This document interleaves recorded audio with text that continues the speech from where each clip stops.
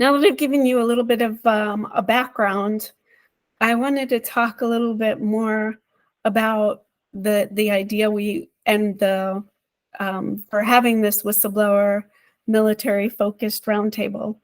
We, over the years, we as in Whistleblowers of America, have had many veterans, active duty service members, National Guard, Guard and Reserve, who have come to us with issues that they're facing and with a lot of concerns about how to bring forth their complaints and their concerns.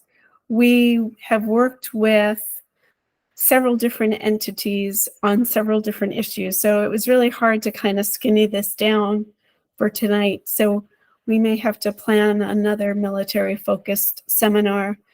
I think one of the ones we've queued up is more broadly focused on national security, and we'll talk about some of those whistleblowers and some of those issues early next year. But the military, as we know, has faced various and sundry issues, everything from the Feres Doctrine, which keeps military from bringing cases forward, and we've seen some victories with the Feres Doctrine this year in relation to it being able to, some changes that Congress brought in light of the Vanessa Gillum case, which Natalie Quam, who's on our board, was very instrumental in getting some of that changed, so that if you have been a victim of medical negligence while on active duty, you can now bring forth some of these cases. We've also worked on the PAC Act, because we know it took military whistleblowers to bring forth the issues related to toxic exposures in Iraq and Afghanistan. And I think Paul is going to put in the chat, we do have a link to one of the videos. It's going to premiere in September, called Thank You for Your Service. And it's about the passage of the PAC Act and these multiple chemical sensitivities and exposures that the military has had. So you can also see that on our YouTube channel, the sizzle reel for that. Oh, yeah, look how fast he is. So that's available. You'll recognize my voice. I am the initial voiceover introducing the topic in the video, so I'm doubly excited to be participating in that. So, and then I think the other big issue that we deal with is related to military sexual trauma and how the military has handled sexual assaults, sexual harassment. And then we've also dealt with issues like bullying, hazing, discrimination, harassment. All of those things have happened in the military space as well. So I'm gonna get started, and I'm gonna ask Joel and Denise and Paul to come on camera, because they're our panelists or discussants for tonight. Usually what we do is we ask somebody to talk a little bit about their experience and their work, and then we ask them to discuss a little bit more about what they're doing, and then we sort of open it up for discussion. I give them about 10 minutes to tell their story, and then, you know, feel free to ask them questions. If you don't want to ask questions out loud, you can put them in the chat. You can send me a private message, and we'll do our best to answer your questions. So the first person I'm going to introduce is Joel Garrison, who I connected with a while back over some of the complications with being a military whistleblower. So Joel, why don't you introduce yourself and tell the folks a little bit more about what you do and what you know. Thanks, Jackie. Really appreciate you hosting these events. As I begin, I want to give that disclaimer. I recently retired in August after 32 years of service. I know I joined when I was 17, so people say I still look too young to have served 32 years. But I don't work for the federal government at this moment in time. But I do want to say that, everything I'm going to say is my opinion. Of course, do not represent the views of any government agency, especially the Department of Defense. My story in connecting with Jackie has been that, my own personal story, but in getting to know Jackie, I've introduced a number of whistleblowers to her over the years, and she has just been amazing at the type and amount of support that she has provided everybody that I've connected her to. So I owe her an awful lot for helping me personally, but also all the other people that she's helped. She's truly a godsend to a lot of people. So thank you, Jackie. What I want to bring to this forum tonight is actually my experience in the past serving as an inspector general in handling whistleblower cases. Just to kick it off here, I found my time working in the Department of, working in the IG as not satisfying, because I felt like in the whistleblower arena, neither side, the whistleblower or the person accused of reprisal, neither side experienced anything that was helpful. It just was a lot of churn and not a lot of improving people's lives or the agencies. So love to take questions about that. Since I did my time in the Inspector General, the reason I've connected people to Jackie is because people would come to me over the years and ask me, hey, I feel like this is happening to me. What do you think? What's going on? How do I address it? And I would get involved in these, as anybody who's been a whistleblower knows, sagas that last years and years and years. And again, people like Jackie provide the support that allow people to go through that. Last thing I'll say before I turn it over to the next panelist is, yeah, I talked about both sides, but definitely the tragic figure in the entire ordeal is the whistleblower. I just witnessed whistleblower after whistleblower after whistleblower be isolated, depressed. They would, you deal with things that you take with you for the rest of your life. So it's a traumatic ordeal, and these type of meetings and these type of support groups are so valuable and so needed. And last thing I'll say again, Jackie, thank you. And thank you for having me tonight.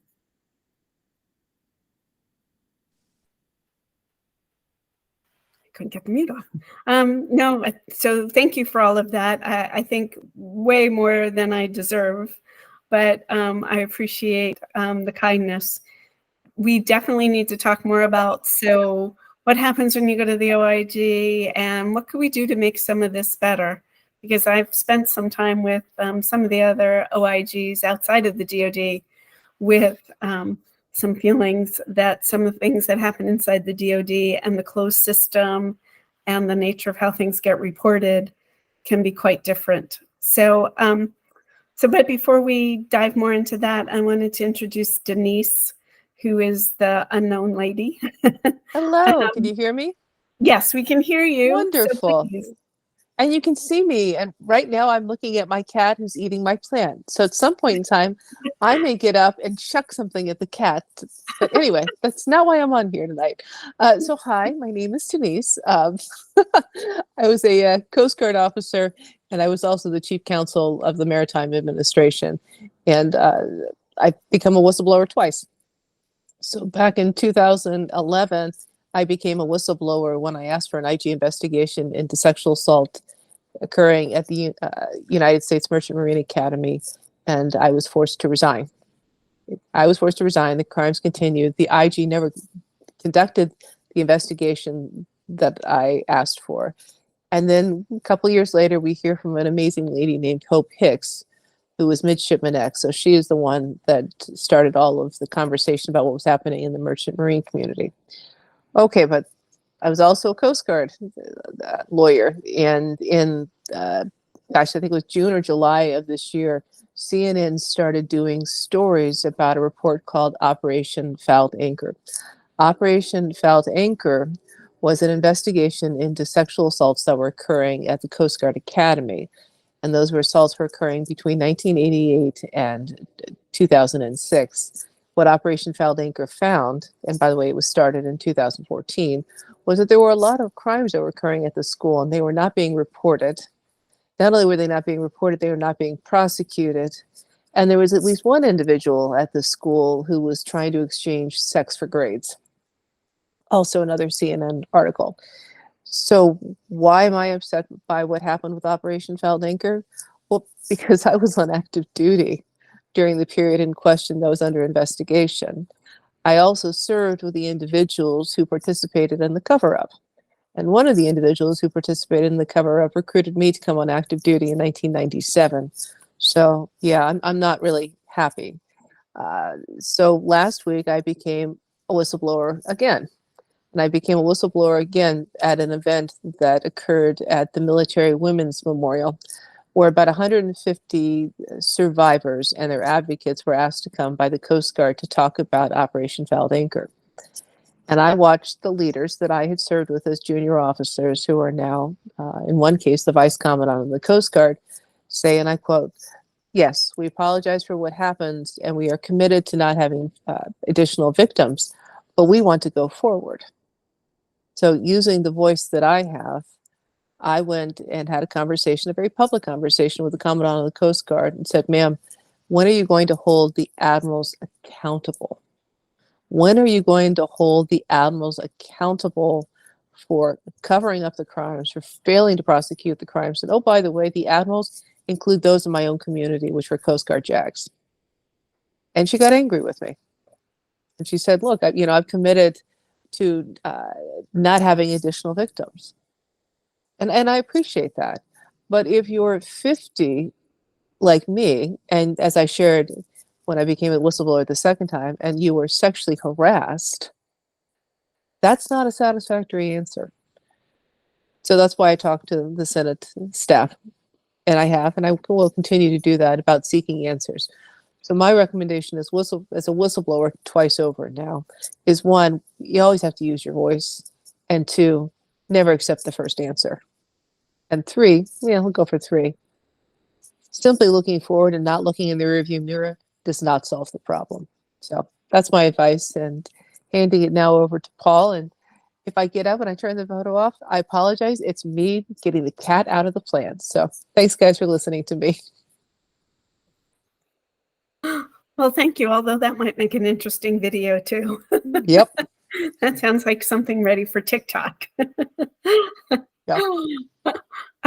All right. Well, so Paul Sullivan, who looks like he has gotten stuck in the rain, in the dark, in the car, but like a good soldier is soldiering on. And luckily for Paul and his dark camera, we also have his PowerPoint presentation, which I think he's going to share.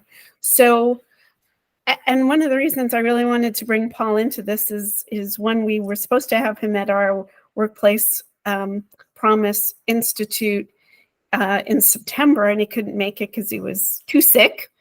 And this is an important topic. But the VA has also recently opened up, I'm going to say, a fraud unit for when veterans are hit by scammers, which I think has been a really important thing. Besides these claim sharks that Paul's going to talk about, like we've seen things in the timeshare industry where they target these elderly veterans. They know they have benefits, and they get them to sign up for contracts that hold them accountable to these payments for 20 and 30 years, which would put the veteran, well into their hundreds. So there's all kinds of stuff out there like that, but I think this one's really important. And Paul, I'm going to ask you to turn on your slide deck, or if the other Paul has got the slide deck. Well, I actually have it up on my computer. I figured All out right, how to do there it. you But go. if you got it, Thank you. that's great. Well, let me first begin by saying thank you, Jackie. I've known you for at least a couple of years. I won't say how many, but it's been a couple of years, and you've always been fantastic. And I wanna say that Denise and Joel and you are really the honorable people here because you're the whistleblowers.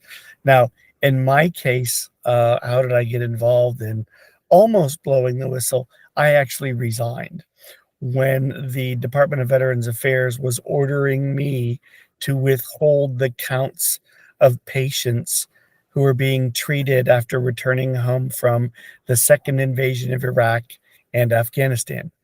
The DoD and VA were publicly saying that the total number of wounded, injured, ill, traumatized, and what have you, poisoned now, thank you to the burn pits bill, was 20,000.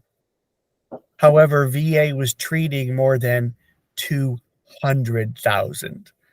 And I was able to use the Freedom of Information Act to request the reports that I wrote as the GS-14 project manager, monitoring the casualties of Iraq and Afghanistan that were flowing into VA.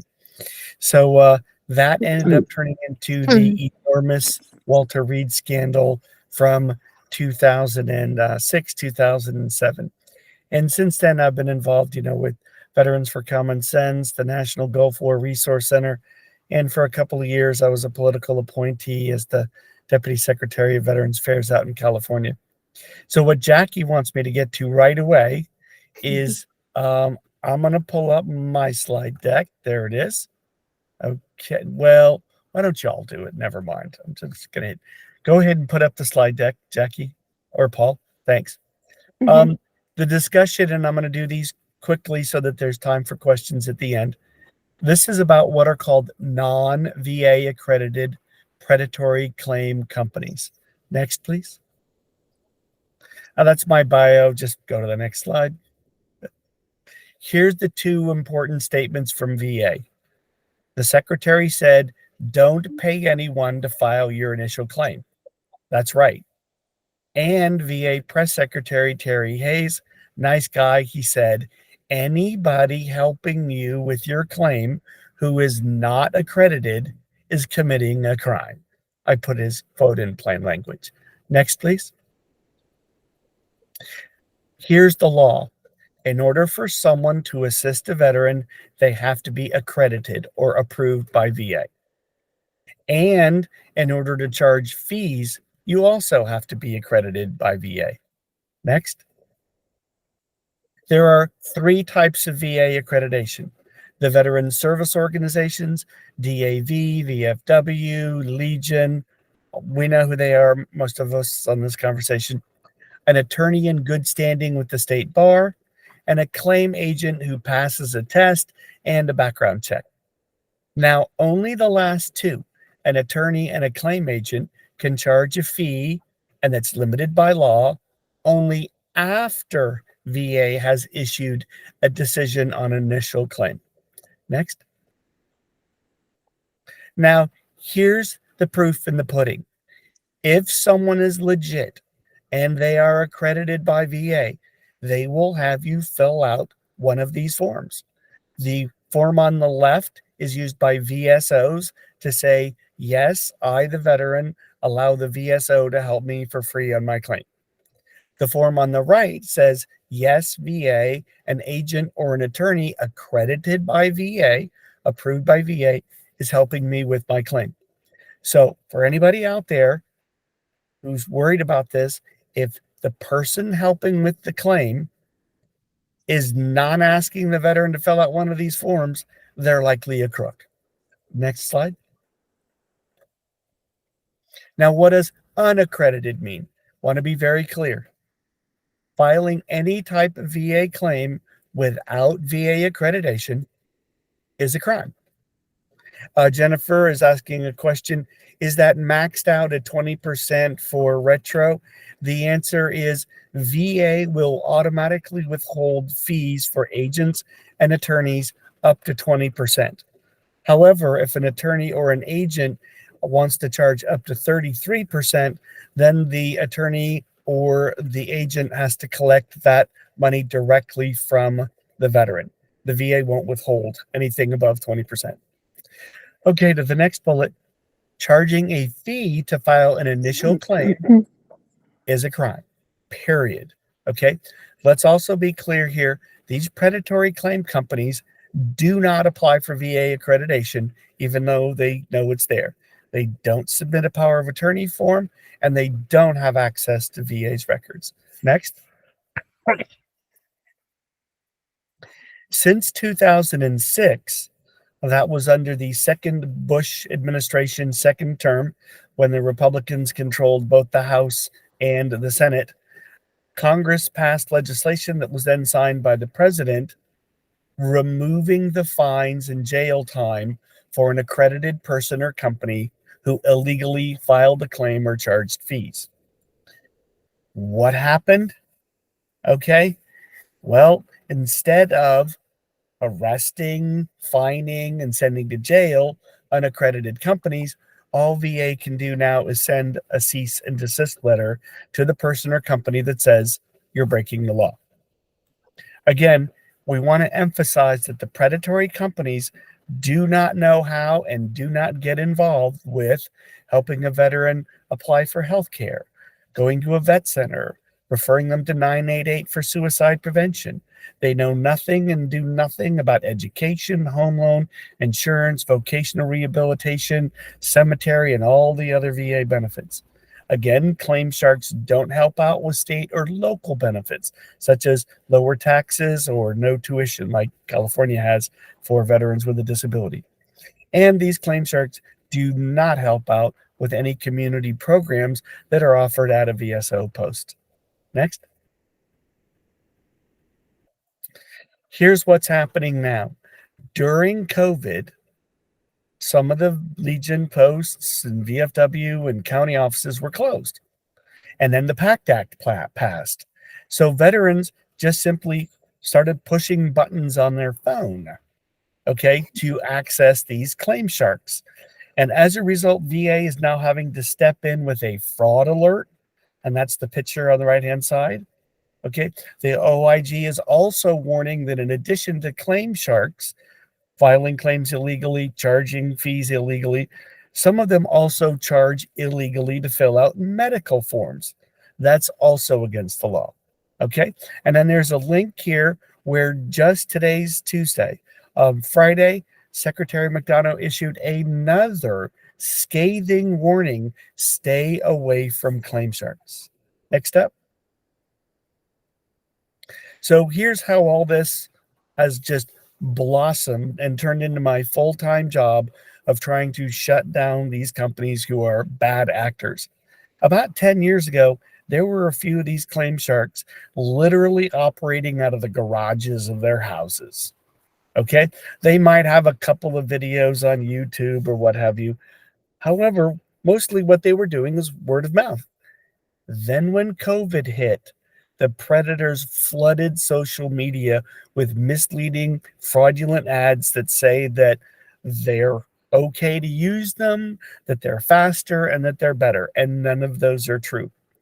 By this year, Bergmann Moore has identified 111 predatory claim companies. Now, about 20 of those we found recently closed because what happened? Now the predatory companies, mergers and acquisitions, they're gobbling each other up and growing. Here's the next point. The 12 biggest predatory claim sharks boast on their websites that they have stolen money from nearly 600,000 veterans. They're boasting about their criminal activity. Next slide. Before Congress, one predatory claim company said that the average amount that they steal, they take, they fleece from veterans who are disabled is about $5,000. And that's the $1,000 a month increase in the benefit this company allegedly helped the veteran secure times 5. Okay, that comes out to $5,000. Now let's do the math to find out how absolutely enormous and mind-boggling the numbers are right now. 600,000 known victims just from 12 of the big sharks times $5,000 is about $3 billion stolen from veterans from their VA disability checks. That's a lot of money. Next up. Here's what's happening now. The predators, these criminals, are using the money they stole from veterans to lobby Congress. Hundreds and hundreds of thousands of dollars in campaign contributions. I looked at a few today where Bob, the owner of Company X, I'm not going to give him free airtime, okay, gave money to X party, to the candidate, right, and then to a political action committee that then gives to the party and the candidates. Hundreds and hundreds of thousands of dollars. Now, what do these crooks want to do? What do they want from Congress?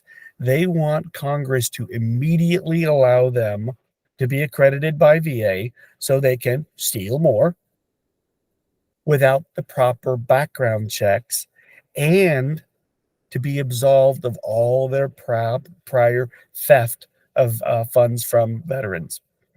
Again, let's re-emphasize this. The predators do not have the training, the computer systems, anything to help veterans with health care or any of the important things on claims like earlier effective dates, appeals, total disability based on individual unemployability, special monthly compensation. And I'm just going to ask Jackie to nod. Are these sometimes worth hundreds of thousands of dollars to the veteran? Yes, but these claim sharks don't know how to assist the veteran to file for these and win these. That's why VSOs, agents, and law firms are so important. Next up, please. What can someone do? First, they can file a complaint, and here's the form, with VA's Office of the General Counsel. Again, they're the folks that handle accreditation. Next, a veteran can call VA's Office of the Inspector General and either make an anonymous or a public complaint, okay?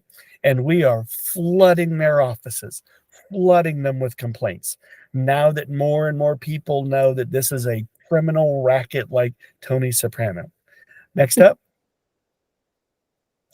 Veterans can also file a complaint. Now I'm in the dark here. Got to turn on a light. All right, my light went off. Sorry about that. The veterans can also file a complaint with the state attorney general or complain to the U.S. Federal Trade Commission. So there's good news that also happened in the last couple of days. The president and VA have announced the formation of a task force to try to protect veterans against this growing cyber crime wave that we now has hit at least 600,000 veterans and stolen about $3 billion from them. So that's all I got to say. And I'll take questions. Was that fast enough for you, Jackie? Yeah.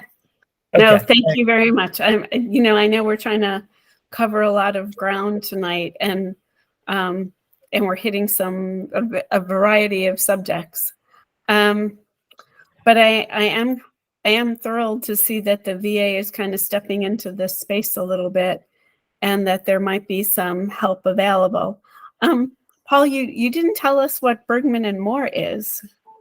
Oh, sorry. That was on the bio that I skipped over. Bergmann Moore is a law firm. And then, of course, my lights went out of my car. Hey, this is fun to do this in the rain. I'm going to remember this for a long time. Yes, you will, because it's being recorded. Oh, no. Please edit all the funny parts. Bergmann Moore is a law firm with the staff of 135 located in Rockville, Maryland. And we're the partner law firm that works with the VFW, Veterans of Foreign Wars, the American Legion, Vietnam Veterans of America, AMVETS, blinded veterans, and a few states where we represent their veterans under a power of attorney at no cost before the Court of Appeals for Veterans Claims. We also provide those VSOs with training, and for about the last 2.5 years, with significantly increasing hours, we're investigating these claim shards that are flooding into the VA benefit ecosystem. So that's what Bergmann Moore is, and I love my job. So back over to you, Jackie. No, and I appreciate this. I can only, so I full disclosure, I am one of those accredited claims representatives who has taken the test and gone through a background check. When I'm not working with whistleblowers, I actually have an office in Pensacola, and we have like 7 military bases around here. And I'm mostly getting a lot of younger folks who are first coming out of the service, so I try to help them with their claims. But as some of you also know, some of these cases can go back decades, and the VA has just not made good decisions. And it can take all day sometimes to read through records and decisions and try to figure out where the mistakes were made. So it is a complicated process. And if you're working with and everybody on here who is a veteran or the family member of a veteran who hasn't looked into or tried to get their veteran benefits, like some of you have come off of active duty recently, like Joel and Denise, if you haven't filed a claim, happy to talk to you about that as well. So I think that's I think one of these other interesting areas that, because it's been in the news lately, I think it was really important that we highlight. So I did see that there were a couple of questions in the chat about the OIG. So Joel, we're going to put you back on the spot, and let me see. So, I mean, how do you get the OIG to take you seriously? Are there magic words, paper complaints? And so I get this. It is frustrating. I went through this myself with the OIG. I think I went to the DoD OIG 3 times, and 3 times got turned down. Finally got the VA OIG to investigate because it was cross agencies, the issues that I was complaining about.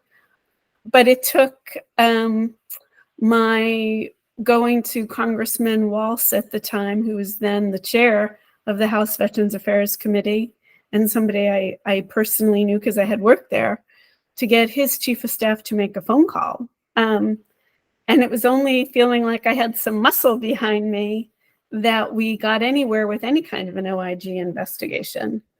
So how do you, like, what are, if there was like any kind of inside scoop, what are some of the magic words, or what does the OIG really need? Because I know this comes up all the time. Yeah. So, Jackie, my personal opinion, as I've already stated, if it were up to me, I would scrap the entire system that we have right now and start over, because working under the current system, again, I just don't think it's just a whole bunch of work that doesn't accomplish much for anybody involved in it, in my opinion. Under the current system, though, Jackie, I think what you just said is probably the only way to try to get some resolution. And that is, you have to be, one of the reforms, if I could start a new system, is I would have whistleblower advocates. I would have attorneys available to help whistleblowers. But absent of all of that, you got to do all of this yourself. Mm-hmm. You can't depend on the investigator that's going to look at the case to bring the evidence. You can't expect the investigator or anybody in the oversight process to, push it along or advocate for you. What they teach you in IG school is you're an impartial observer, just out to get the truth. That probably not the case. Again, my personal opinion.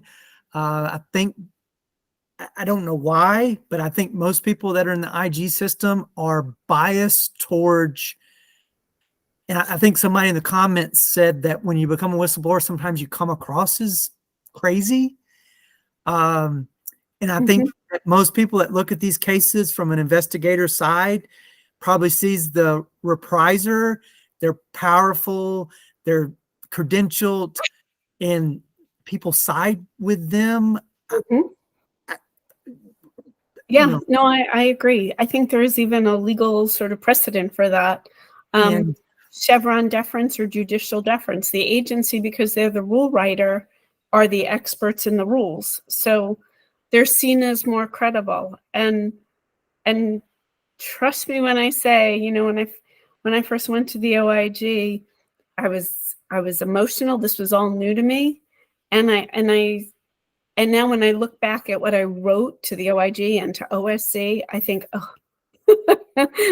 yeah. So I Jackie, think, just to, sum it up, you got to push, you got to be ready to have the energy to go the long distance.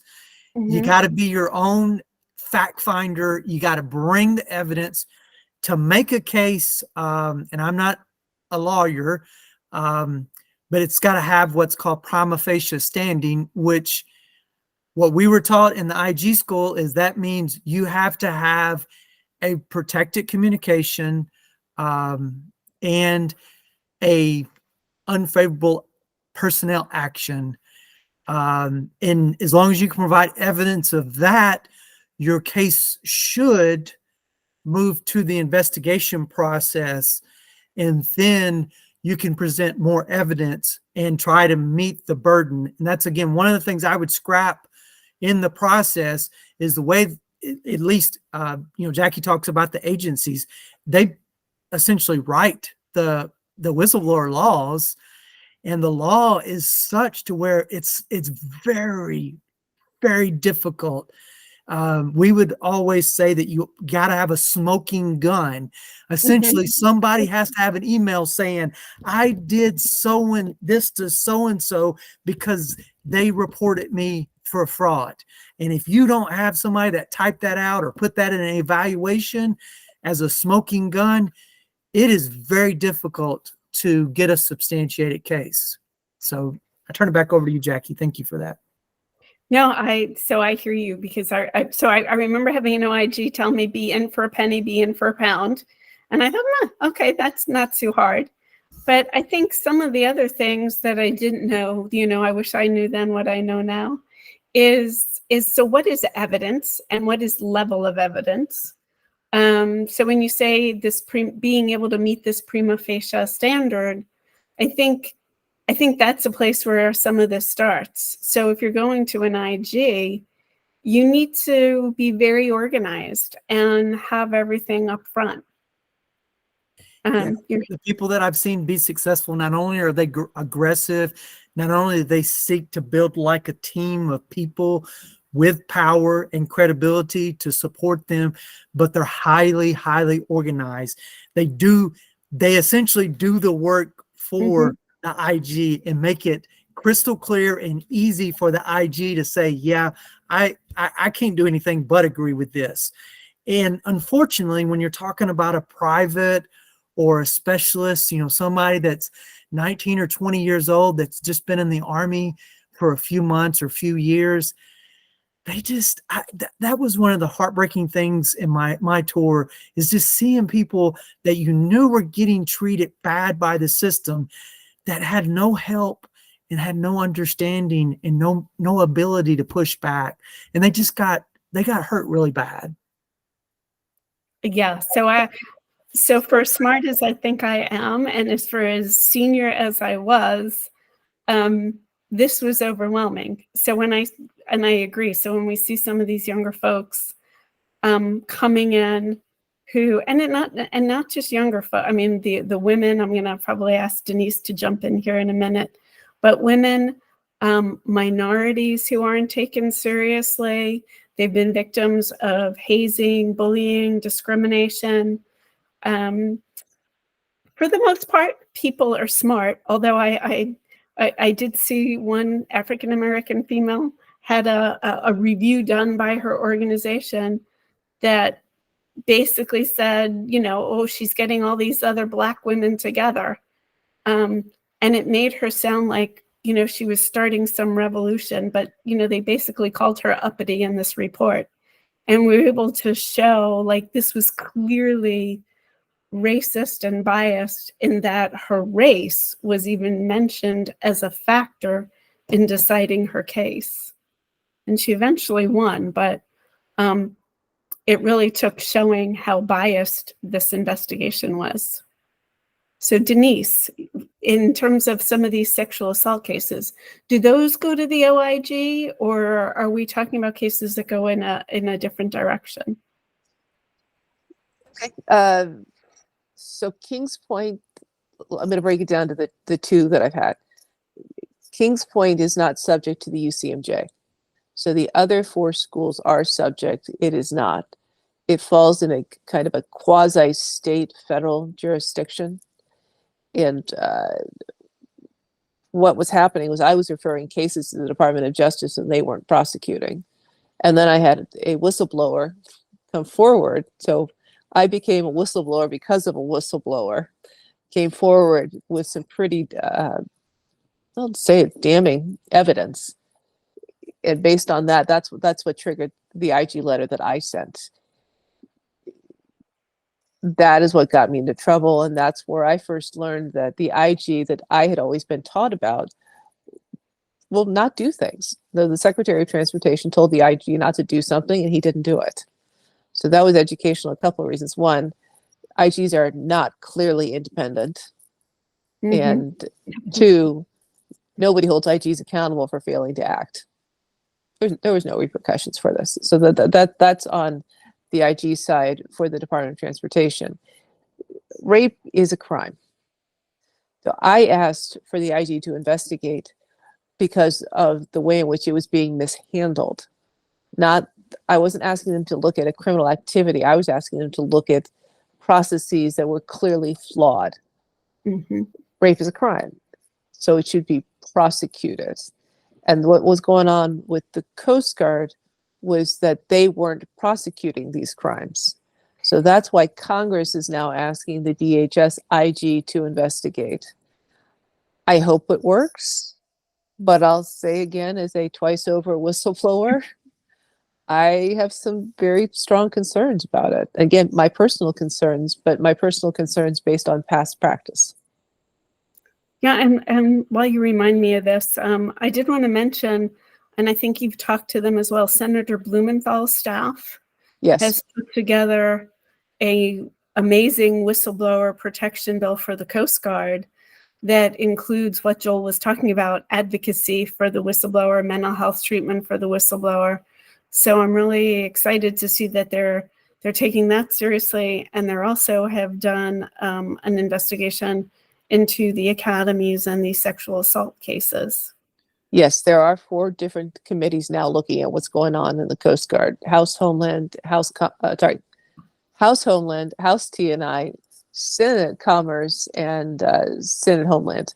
Which and I'm grateful that they're doing that because a lot of oversight is needed. And I just kind of want to share why for folks who don't know a little bit about the Coast Guard. There's never been a non-academy commandant. So essentially, once you start at 18, the folks you start with at 18 when you go to the Coast Guard Academy are the ones you're going to serve with your entire career at the 01 level and then at the flag level. It is a closed shop. You have some odd ducks like me. I was a direct mission officer. But if you didn't go to the academy, you're not making commandant. That's why this was such a closed circle and why it has been so toxic. And if they don't break the toxicity, it is going to rot the service. And that's what I'm seeing right now from the outside is a lot of people are fleeing the service because of a lack of trust. Mm-hmm. Yeah, I think that's the moral injury, right? Is that betrayal of trust. We talk about that a lot with the military. Hey, Jackie, can I yeah, please just add one little thing to that? So some IG history that I learned at the IG school in the late 1980s or so, the IG system made a monumental shift for the entire history of the IG system. The IGs had more independence, and they had actually become known to be somewhat adversarial to commanders. And the IG, one of the IGs came in and said, "This isn't good. People are hiding things from us. People are keeping us at arm's distance. We need to get inside the commands and be a part of the command team." And they made a shift. And, you know, when you go to the IG school, you're taught that the IG is now the eyes and the ears of the commander. And so now you're a part of the commander's team, and you're going to be as good, just, and honest arbitrator of, you know, right and wrong as that commander is. I just think that's a major change that the IG system went through that kind of isn't in line with our past. And again, if I were to reform it, that would be one thing that I would do, is separate those again. But I just want to add that because I think that's an important historical thing that a lot of people don't understand. No, and you know, and I've been following the chat. There's been a lot of dialogue in the chat, so I'm glad to see people are reaching across to each other as well. But Jessica actually brought up a question. Jessica works with us a little bit at Whistleblowers of America. She's got a Native American background with some of the tribal communities, so some experience with the EEO, the EEOC. What's the relationship if you try to, so is it better to go to the OIG, the EEO, the OSC, the MSPB? Like, how should, or do all of the above? How do you make a decision about where you take your case and where you, and maybe where you share your evidence? And how much of your evidence do you share all at once? Do you hold any of it back? Do you put it all in, you know, you put everything in your complaint and hope it gets heard? Can you add to your complaint? Oh, and Paula mentioned CID. What's the difference between CID and the OIG, or NCIS and the OIG? That's a good question. Joel, you want to take that one first? Yeah, I mean, the interesting thing, the difference between Criminal Investigation Division and the Inspector General is, you know, the CID folks deal with criminal law. What's interesting is, and many people probably don't know this either, another IG tidbit, whistleblower is the only law that the IG actually handles. Everything else is administrative rules that the IG oversees. So a whistleblower complaint, if you're substantiated, it's supposed to be a big deal. Of course, you know, a few years ago, we had whistleblower substantiations and the services were not treating them like a big deal, and Congress stepped in and they required actually the Secretary of the Service to actually monitor and follow up and ensure that there was some type of action that was taking after a whistleblower substantiation. But I personally think that we've ramped it up too high. We've made being a whistleblower repriser such a big deal. I think IGs are reluctant to. I mean, it's a big deal, and you just don't want to be substantiated. So the bar is now so high that IGs are just very reluctant to substantiate, because it means a whole lot for the person that you substantiate. Some of the other questions, Jackie. So the EEOC, the OSC, when do you how do you parse out your case, I guess, is what I'm thinking. Yeah, I would actually give it an all of the above approach. I would try to get help from every, and you don't know what you don't know. So there's different areas that each, even within the IG, like when I was handling whistleblower cases, you would see other things that a person had done that are violations, but you're just focused on the whistleblower part. And if that person didn't take that complaint, that wrongdoing inside the whistleblower case and file it in another part of the IG, it just didn't get looked at. So you really gotta, either know the system very well or try an all of the above approach. For sexual harassment, sexual assault, there's the channels that you go through. For equal opportunity, discrimination, what have you, there's the EO channels that you go through. So there's different channels that you go through, and there's different regulations that deal with each of those different areas. And that's something else that you gotta become as much of an expert as you can on those regulations dealing with those areas. The unfortunate thing is those regulations are written very opaque,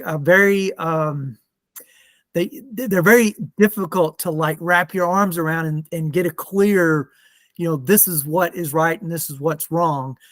And it goes to the Feres Doctrine, and some of the other Supreme Court has dealt with a case about deference, the way the court system gives the agencies the right to determine their own administrative law.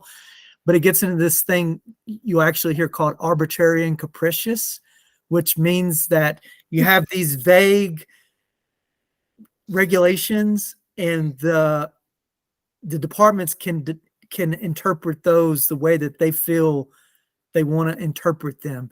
Now, the courts have said, no, you got to be consistent in how you apply the regulations. But it's difficult to get that addressed.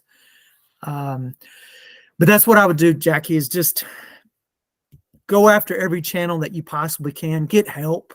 Go talk to mentors. Go talk to people that have done this before.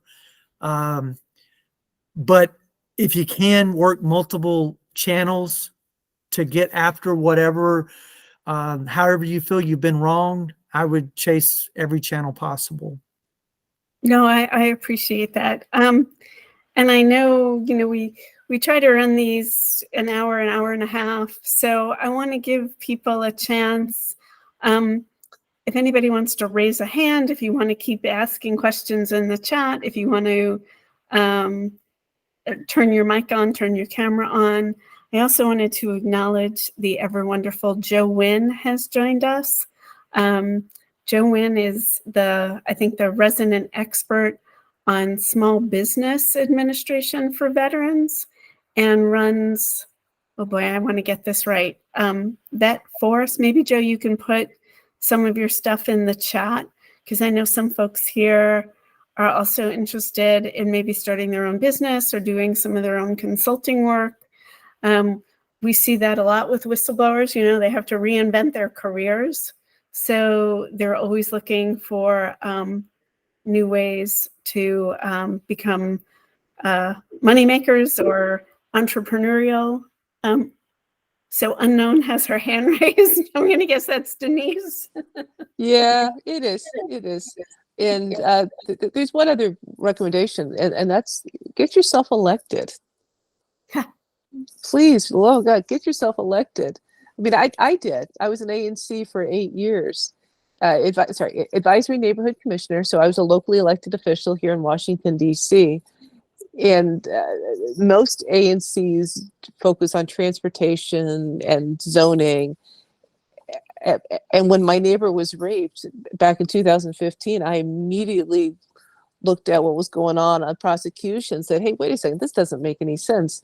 So I used every bit of knowledge I had from being a whistleblower to doing oversight over the DC government. And they kept saying to me, how do you know this stuff? I was like, oh, well, I kind of know it a little bit. So please, I mean, you all have amazing backgrounds here on this phone. Get yourself elected and use your knowledge to do oversight, maybe at the local level, maybe at the national level, it doesn't matter. But that's another way for us all to share what's in our brains with the next generation. So that's my ask. I love that. I saw today that Colonel Vidman has a campaign to run for Congress in Virginia. Yep. I just saw it announced on Facebook. So I don't know anything about his campaign, but I was like, yeah, a whistleblower who is taking your advice. See? Yes. Oh, Vet Force. So Joe has put a little bit in the chat about the Vet Force and that they're meeting monthly for veteran-owned small businesses. So I think, and the Vet IT Training Center. So Paul, you might want to connect with Joe as well, because there's nobody who knows IT better than Paul Pearson. So, and Paul, do we have the video from Teresa Carpenter? One of the other things I thought about is how the military can lend its voice. I've talked to Teresa Carpenter. I saw she had her show was on today. And did you just put that is that what's in the chat? If I click this, yes, from Teresa. She shared, let me see if I can.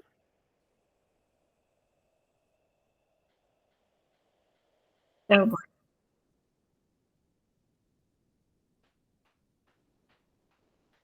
I got too many things on.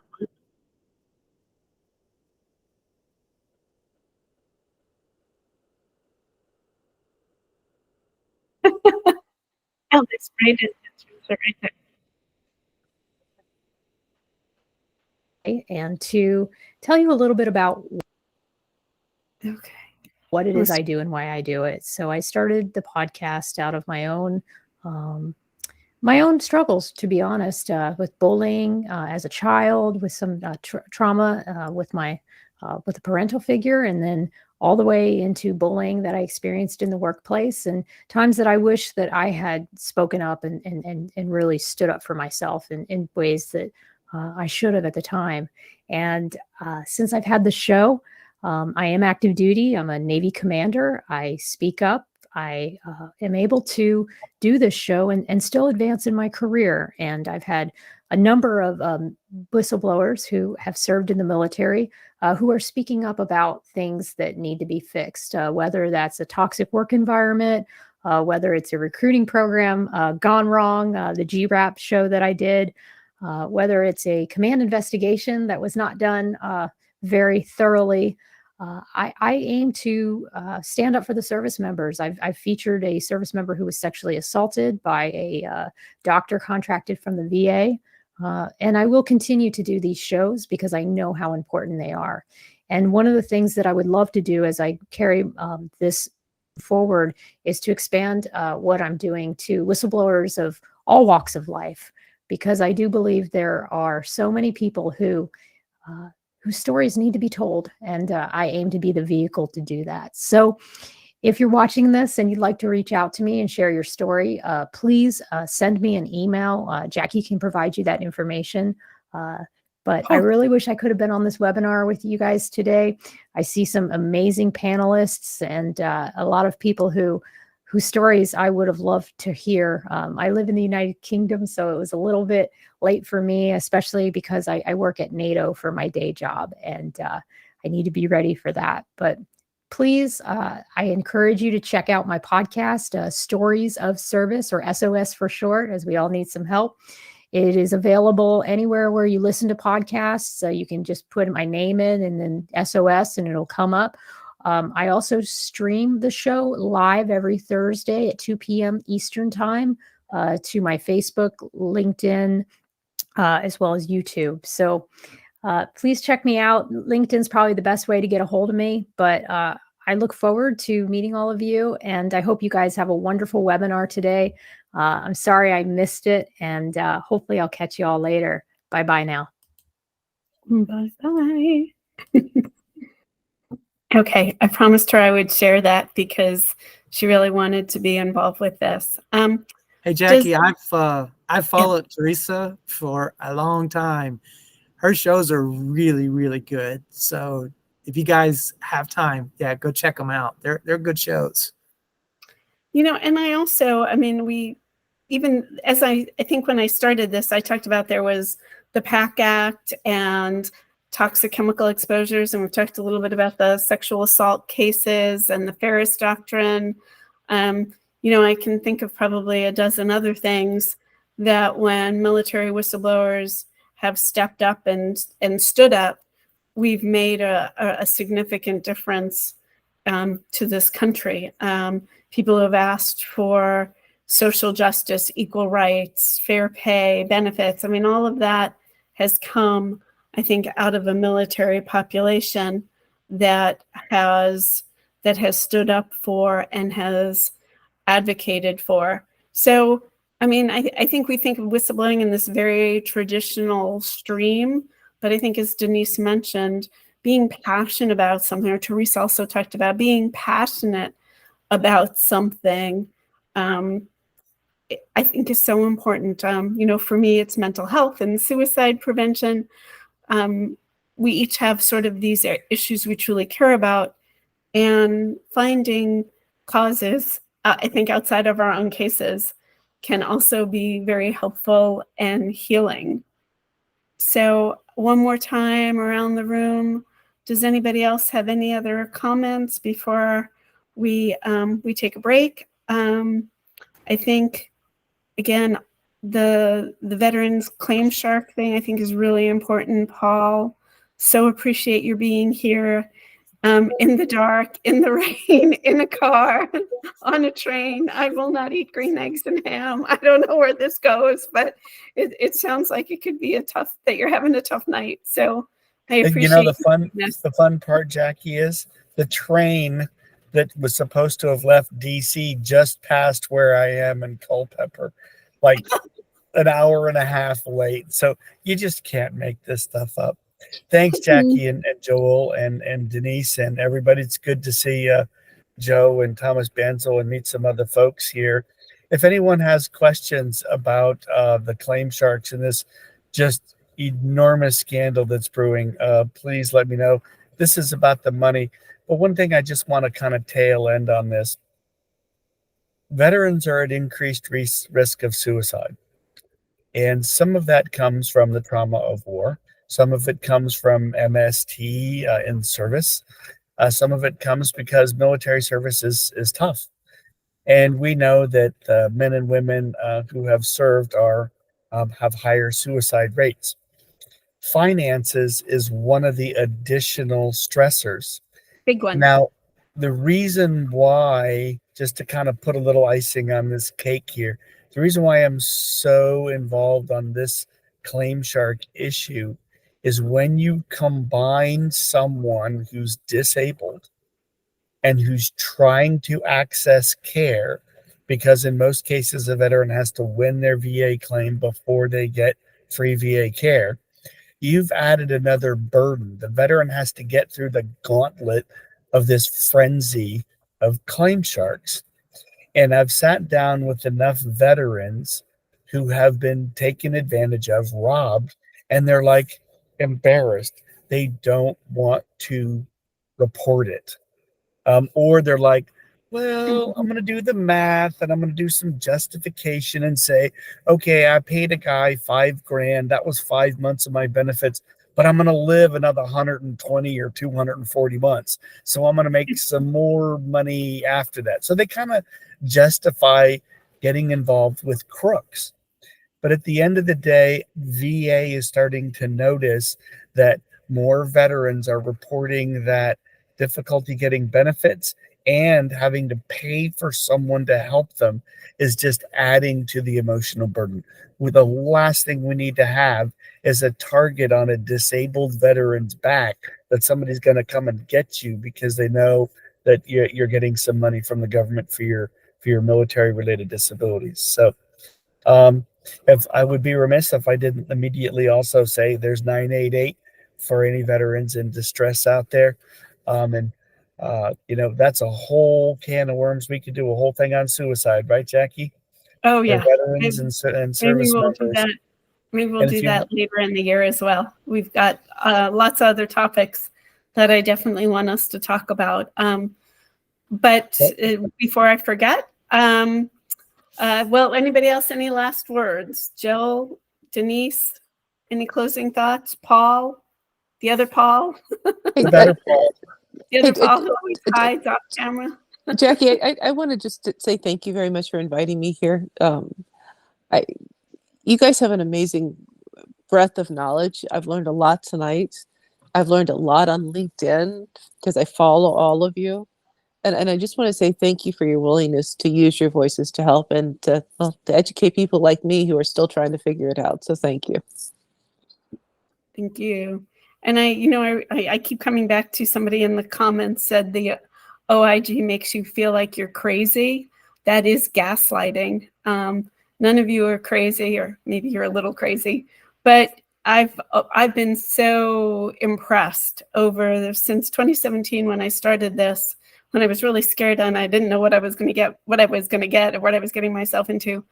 I have been just so proud of the people that I've met, who I've talked to, how brilliant and smart and professional and committed to doing the right thing that everybody has been. So, I mean, and of course, my background, I was an Army social work officer, spent 8 years at the Pentagon that I don't get back in my life. But truly, this is home for me, and so proud of all of you and what you're doing. And so happy belated Veterans Day. Happy early Thanksgiving. Look for our Christmas party, our virtual Christmas holiday party.